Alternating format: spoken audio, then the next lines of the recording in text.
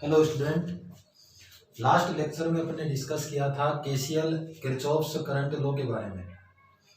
Kirchhoff के पहले नियम के अकॉर्डिंग अपन ने बात की थी किसी भी संधि पर धाराओं का बीजगणितीय योग शून्य होता है या फिर किसी भी संधि पर आने वाली धाराओं का योग बाहर निकलने वाली धाराओं के योग के बराबर होता है, जहां से अपन ने फॉर्मूला लिखा था summation I is equal to 0। Kirchhoff के पहले नियम से अपन किसी भी इलेक्ट्रिक सर्किट में अननोन करंट का वैल्यू कैलकुलेट कर सकते हैं। और किरचॉफ का पहला नियम या फिर किरचॉफ का धारा नियम आवेश संरक्षण सिद्धांत को फॉलो करता है। बात करते हैं आज अपन किरचॉफ के दूसरे नियम या फिर किरचॉफ के दूसरे नियम को ही किरचॉफ का वोल्टा नियम कहा जाता है। किरचॉफ्स वोल्टेज लॉ, जिसको डिनोट करेंगे अपन शॉर्ट में केवीएल से। किरचॉफ के दूसरे नियम के अकॉर्डिंग अगर बात करें अपन तो एक electric circuit, closed electric circuit या फिर जिसको लूप बोला था अपन ने, उस लूप के अंदर या फिर बंद परिपथ में, उस लूप में या फिर किसी बंद परिपथ के अंदर धाराओं तथा उनसे संबंधित प्रतिरोध का गुणनफल, धाराओं तथा उनसे संबंधित प्रतिरोध का गुणनफल का बीजगणितीय योग उस बंद परिपथ में उपस्थित विद्युत वाहक बलों के बीजगणितीय योग के बराबर होता है। यहां से बोल के चल रहे हैं अपन इस नियम के अनुसार किसी बंद परिपथ, जिसको अपन लूप भी बोलते हैं, लूप में धारा तथा उससे संबंधित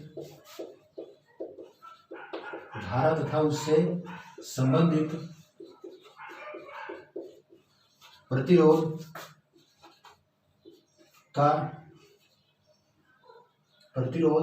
के गुणनफल का बीजगणितीय योग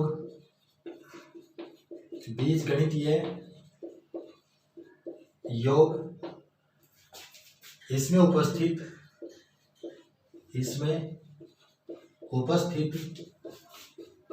विद्युत वाहक बलों के बीजगणितीय योग के बराबर होता है, योग के बराबर होता है। किरचॉफ के दूसरे नियम के अकॉर्डिंग अपन बात कर रहे हैं कि किसी भी बंद परिपथ के अंदर धारा और उस धारा से संबंधित प्रतिरोध का गुणनफल, फिर बाद में उनका बीजगणितीय योग परिपथ में उपस्थित विद्युत वाहक बलों के बीजगणितीय योग के बराबर होता है। इस स्टेटमेंट के अकॉर्डिंग अगर इसका मैथमेटिकल फॉर्म लिखें तो सबसे पहले बोल रहे हैं अपन धारा, तो ये हो गया आपका धारा आई, इससे संबंधित प्रतिरोध तो ये हो गया आपका प्रतिरोध, और इन दोनों का गुणनफल तो इन दोनों का गुणनफल हो गया आपका आई आर। गुणनफल का बीजगणितीय योग, तो बीजगणितीय योग के लिए बोल रहे हैं अपन समेशन, तो समेशन आई आर और किसके इक्वल होगा, परिपथ में उपस्थित विद्युत वाहक बलों के बीजगणितीय योग के बराबर, तो समेशन ई के बराबर होगा। कथन से अपन ने ये एक इक्वेशन लिख लिया जहां से अपन को मिला summation I R is equal to summation E. आप लोगों को बताया था कि बीजगणितीय योग की जब भी बात करेंगे तो पॉजिटिव और नेगेटिव साइन साथ में लेकर चलना पड़ता है। अब इलेक्ट्रिक सर्किट के अंदर कौन से करंट और रेजिस्टेंस का, कौन सी विद्युत धारा और प्रतिरोध का गुणनफल पॉजिटिव लेना है और कौन सी को नेगेटिव लेना है, या फिर कौन से विद्युत वाहक बल को पॉजिटिव में लिखना है या फिर कौन से को नेगेटिव में लिखना है, तो उसके लिए अगर बात करें तो यहाँ पे पॉइंट लिख रहा हूं मैं। इन 4 पॉइंट को ध्यान में रखना। पहला पॉइंट,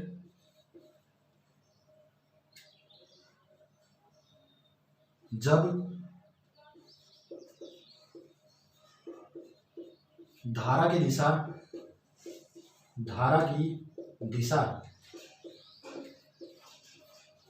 लूप की दिशा में हो, जब धारा की दिशा लूप की दिशा में हो तो आई और आर का गुणनफल पॉजिटिव में लिखेंगे। जब विद्युत धारा की दिशा लूप की दिशा में अगर हो तो आई आर का गुणनफल पॉजिटिव में लिखना है। फिर इसके बाद में जब धारा की दिशा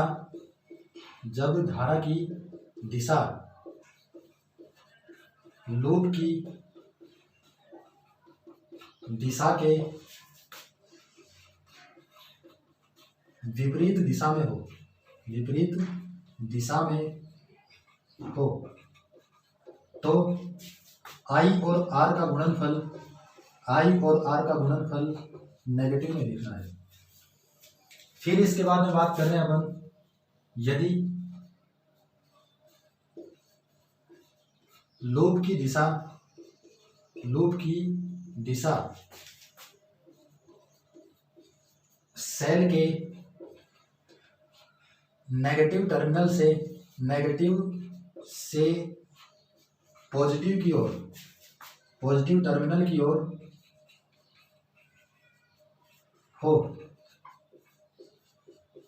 तो इस कंडीशन में विद्युत वाहक बल को लिखना है पॉजिटिव में। और यदि लूप की दिशा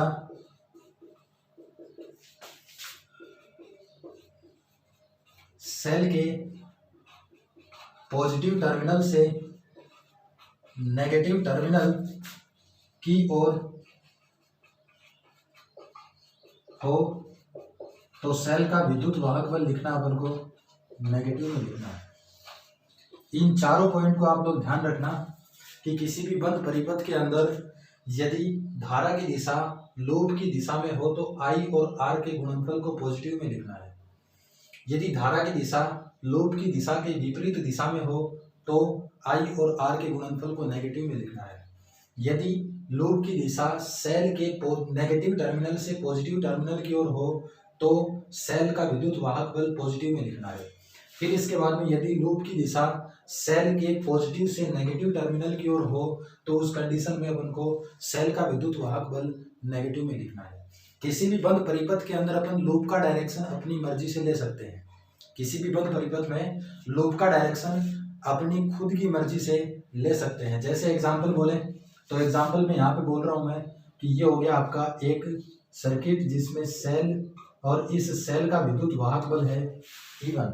सेल का विद्युत वाहक बल E1, इसका इंटरनल रेजिस्टेंस है आपका स्मॉल r1।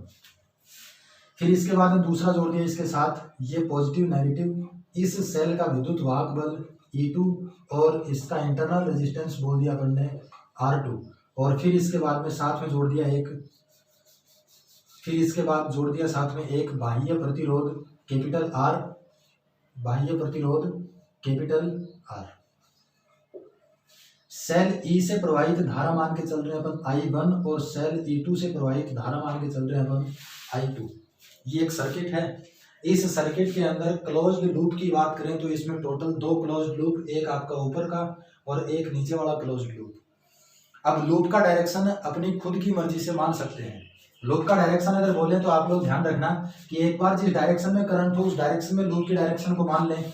तो मान लिया कि एक तो लूप है और इस लूप का डायरेक्शन आपका इस साइड में है, इसको बोल रहे हैं अपन लूप नंबर फर्स्ट। दूसरा लूप नीचे वाला क्लोज्ड सर्किट, तो इस लूप का डायरेक्शन भी मान के चल रहे हैं अपन कि इस लूप का डायरेक्शन इस साइड में है। अब इसके बाद में दोनों अलग अलग लूप के लिए केवीएल लॉ अप्लाई करेंगे। दोनों अलग अलग लूप के लिए केवीएल लॉ अप्लाई करेंगे। अलग अलग लूप के लिए केवीएल लॉ अप्लाई अगर करें तो एक बार यहाँ पे चेक कर रहे हैं अपन कि ऊपर वाला लूप नंबर फर्स्ट, इसकी ये आपकी शाखा, इस शाखा के अंदर विद्युत धारा I1 प्रवाहित हो रही है। अब ये करंट I1 आएगा आपका इधर इस साइड में, तो इस शाखा में धारा कितनी होगी आपकी I1 धारा इस साइड से आ रही है, I2 धारा इस साइड से आ रही है, इस पॉइंट के ऊपर मीट करेगी तो टोटल यहाँ पे कितना आएगा I1 प्लस I2 करंट आ गया। ये I1 प्लस I2 करंट इस साइड में जाएगा तो ये हो गया आपका I1 प्लस I2। फिर बाद में ये आगे पहुंचेगा तो ये हो गया I1 प्लस I2।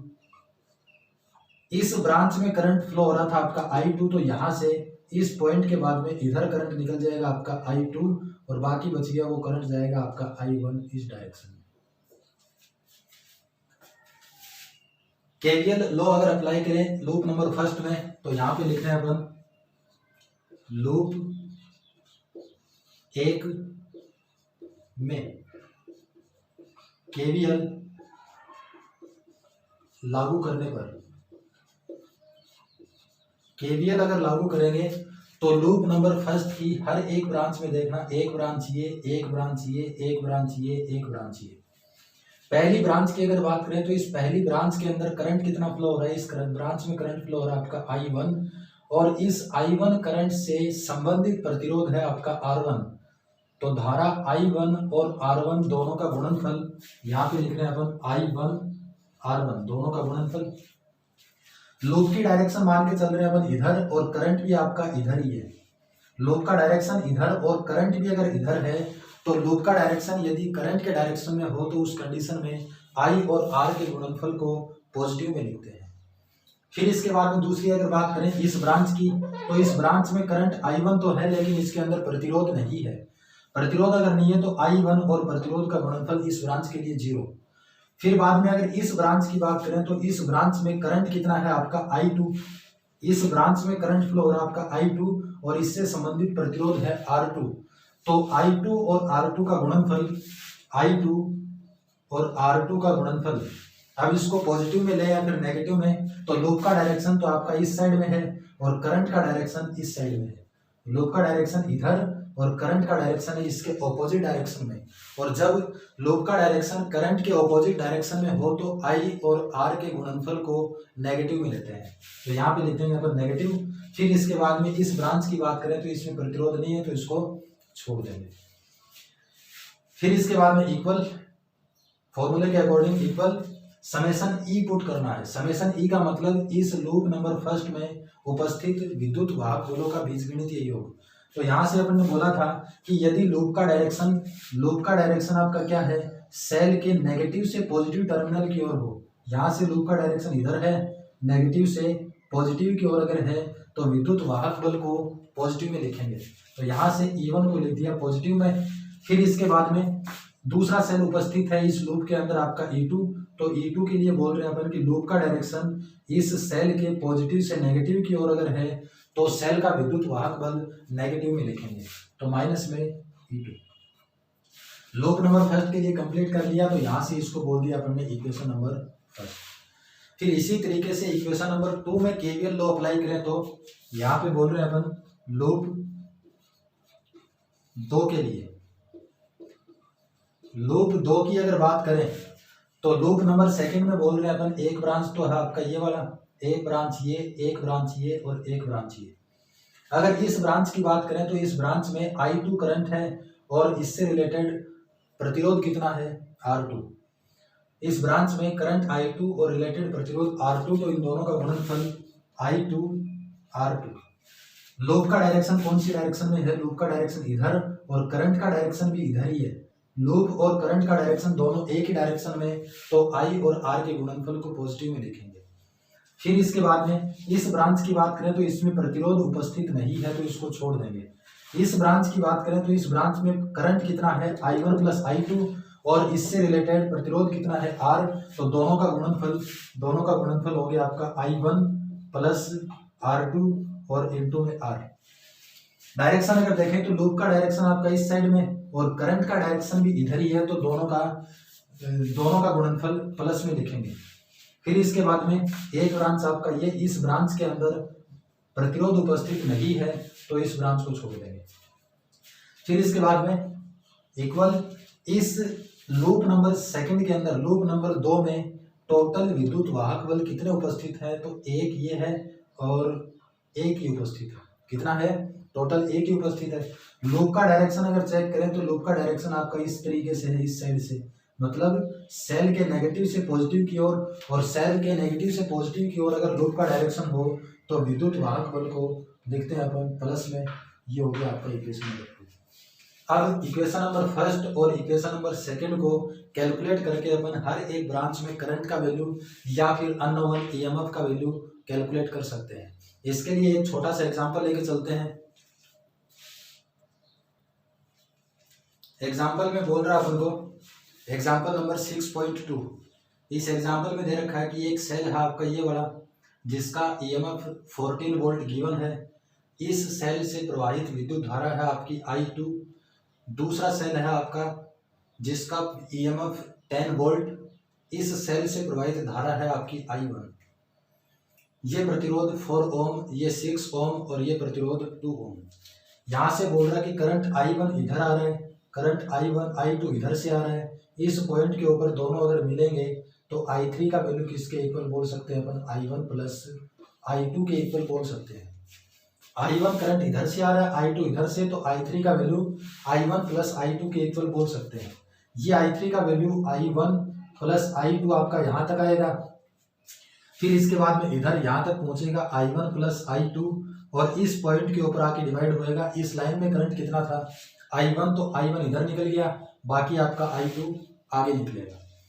यहाँ से अगर बात करें अपन की हर एक ब्रांच में या फिर करंट I1, I2 और I3 का वैल्यू अपन को कैलकुलेट करना है, तो according to KVL law, Kirchhoff के दूसरे नियम के अकॉर्डिंग इसको अपन सोल्व करेंगे। पहले इस डायग्राम में देखें अगर कि टोटल बंद लूप कितने हैं।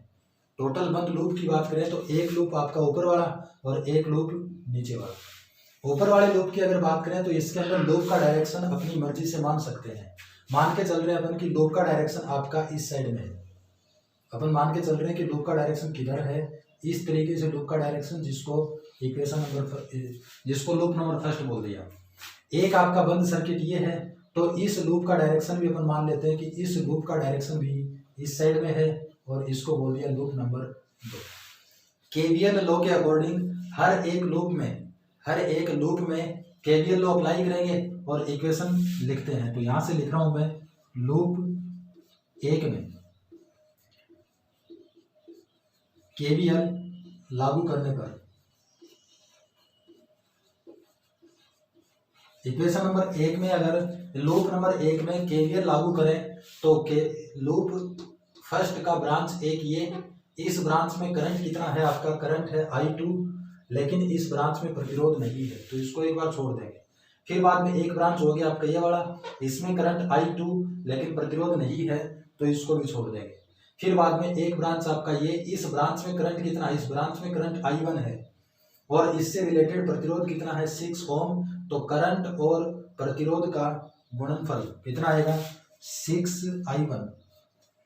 करंट का डायरेक्शन अगर चेक करें तो लूप का डायरेक्शन आपका इधर और इस ब्रांच में करंट का डायरेक्शन भी इधर। लूप और करंट दोनों का डायरेक्शन अगर सेम डायरेक्शन में तो I और R के गुणनफल को पॉजिटिव में लिखते हैं। फिर इसके बाद में एक ब्रांच बच गया आपका ये, इस ब्रांच में करंट I2 और इससे रिलेटेड प्रतिरोध है आपका 4 ओम, तो I2 इंटू में 4, दोनों का गुणनफल 4I2। डायरेक्शन की अगर बात करें तो लूप का डायरेक्शन है आपका इस तरीके से, लूप का डायरेक्शन इस तरीके से और करंट इसके ऑपोजिट डायरेक्शन में, करंट इधर और लूप का डायरेक्शन ऑपोजिट डायरेक्शन में, तो इन दोनों का गुणनफल पुट करेंगे अपन किसमें, माइनस में। फिर इसके बाद में इस लूप में उपस्थित विद्युत वाहक बलों की बात करें तो इस लूप में विद्युत वाहक बल एक तो है आपका 14 वोल्ट और एक है 10 वोल्ट। लूप की डायरेक्शन देखें तो यहाँ पर 14 वोल्ट के लिए लूप का डायरेक्शन इधर है, इस तरीके से इस सेल के नेगेटिव से पॉजिटिव की ओर अगर जा रहा है तो इस 14 को पॉजिटिव में लिखेंगे। लूप का डायरेक्शन सेल के नेगेटिव से पॉजिटिव की ओर हो तो विद्युत वाहक बल को पॉजिटिव में लिखेंगे। फिर इसके बाद में लूप का डायरेक्शन इस 10 वोल्ट के लिए देखें तो लूप का डायरेक्शन इधर और ये आपका माइनस से प्लस की ओर अगर जाएगा तो 10 वोल्ट को भी किस में लिखेंगे अपन, पॉजिटिव में लिखेंगे। फिर इसको कैलकुलेट करें, कैलकुलेट करने में मिल रहा है अपन को 6I1 minus 4I2 equal to 24। अगर इसको 2 से डिवाइड कर दें, अगर इसको किससे डिवाइड कर दें, 2 से, ना भी करो तो एक बार इसको छोड़ दो, इसको मान लिया इक्वेशन नंबर फर्स्ट। फिर इसके बाद में बात कर रहे हैं अपन दूसरे लूप के लिए, यहाँ पे लिख रहे हैं अपन लूप 2 में केवीएल लागू करने पर। लूप नंबर 2 में केवीएल अगर लागू करेंगे तो लूप नंबर 2 का एक ब्रांच ये, एक ब्रांच ये, एक ब्रांच ये, एक ब्रांच ये, इस ब्रांच की बात करें तो इसमें करंट है आपका I1, इससे रिलेटेड प्रतिरोध है आपका 6 ओम। तो प्रतिरोध और धारा का गुणनफल कितना हो गया 6I1। लूप का डायरेक्शन अगर देखें तो इस साइड में लूप का डायरेक्शन इधर और करंट का डायरेक्शन है आपका ऑपोजिट डायरेक्शन में, तो इन दोनों के गुणनफल को लिखना है माइनस में। फिर इसके बाद में इस ब्रांच में अगर करंट है लेकिन इसमें प्रतिरोध नहीं है तो इसको छोड़ देंगे। फिर इसके बाद में इस ब्रांच में करंट कितना है आपका I3, जिसको अपन I1 प्लस I2 बोल रहे हैं, और इससे रिलेटेड प्रतिरोध है आपका 2 ओम। तो ये करंट और प्रतिरोध का गुणनफल, तो यहाँ से लिख रहे हैं अपन I1 प्लस में I2 और इनटू में कितना है प्रतिरोध 2, तो ये 2, दोनों का गुणनफल लिख दिया। अब पॉजिटिव में लिखेंगे या फिर नेगेटिव में, तो यहाँ से देख रहे हैं लूप का डायरेक्शन इधर लेकिन करंट इसके ऑपोजिट डायरेक्शन में है, तो यहाँ पे लिखेंगे इसको माइनस में। फिर इसके बाद में इसमें अगर प्रतिरोध नहीं है तो इसको छोड़ देंगे। अब इसमें उपस्थित विद्युत वाहक बल केवल 10 वोल्ट है। तो विद्युत वाहक बल की अगर बात करें तो विद्युत वाहक बल और लूप के लिए अगर देखें तो लूप का डायरेक्शन है आपका इधर सेल के पॉजिटिव से नेगेटिव की ओर, और सेल के पॉजिटिव से नेगेटिव की ओर अगर लूप का डायरेक्शन हो तो उस कंडीशन में अपन सेल का विद्युत वाहक बल नेगेटिव में लिखते हैं। तो यहाँ से लिखते हैं अपन सेल का विद्युत वाहक बल माइनस का 10। कैलकुलेट अगर करें तो ये आएगा आपका -6I1, ये हो गया आपका -2I1, अंदर मल्टीप्लाई किया तो -2I2 इक्वल टू -10। कैलकुलेट करें तो ये आ गया आपका 8I1 माइनस में और माइनस का 2I2 और इक्वल टू कितना -10। अगर दोनों तरफ माइनस से इसको मल्टीप्लाई कर दें तो ये माइनस माइनस प्लस कितना बच गया 8I1 plus 2I2 equal to 10। Equation number 2, इसको इक्वेशन नंबर कितना बोल दिया अपन ने, इक्वेशन नंबर 2 बोल दिया। अब इक्वेशन नंबर फर्स्ट और सेकंड को कैलकुलेट करके अपन को I1 और I2 का वैल्यू कैलकुलेट करना है। इक्वेशन नंबर फर्स्ट और सेकंड को अगर कैलकुलेट करें तो यहाँ से बोल रहे हैं अपन फ्रॉम इक्वेशन नंबर